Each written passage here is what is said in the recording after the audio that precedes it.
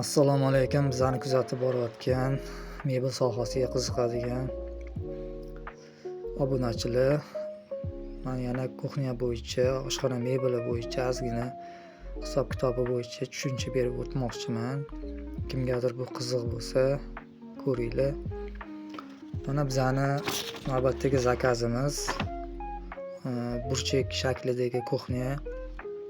Bir yoq tarafi 2040 mm, kuxnya har doim millimetrda hisoblanadi. Bu degani 2 metr 4 sm. Bu yoq tarafi 1665 mm. Shu kuxnyamiz zakazini olganmiz. Bularni qismlarga bo'lib olganmiz. Misol uchun 60 ga 60 bo'ladi. Har doim burchak 45 gradusli burchakli shkaf qilmoqchi bo'lsanglar 60 ga 60 bo'ladi. 1065 600 yoqqa ketgan bo'lsa 1065 qolgan bu korpusimizga. Bu korpusimiz mana misol uchun 603 qoldirganmiz o'rtadan yetishki uchun. Bir yoq tarafi 558 mm, bir yoq tarafi 279 mm ga bo'lib olganmiz.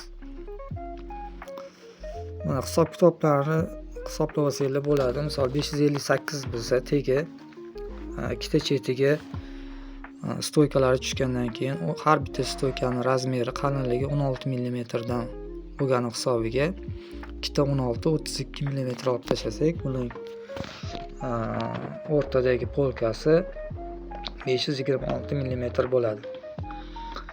Bu yoqda 279 mm dan 32 ni olsak 263 polkaga qolgan. Shunaqa qismlarga bo'lib olganmiz.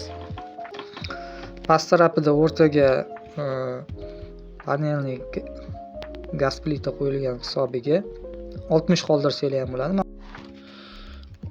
Shu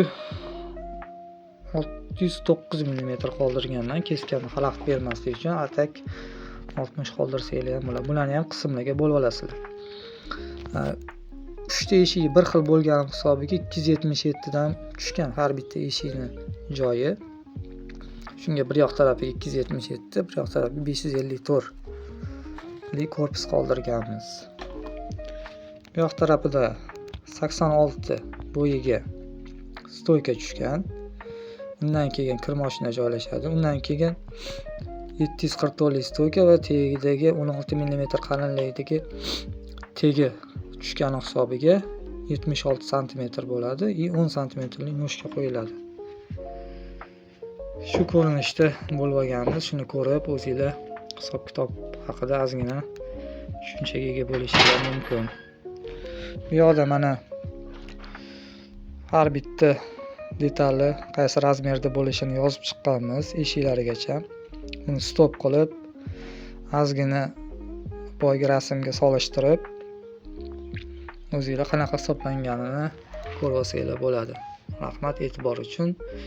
Keyingi videolarda yana batafsilroq, aniqroq videolar qilib tushuntirishga harakat qilamiz.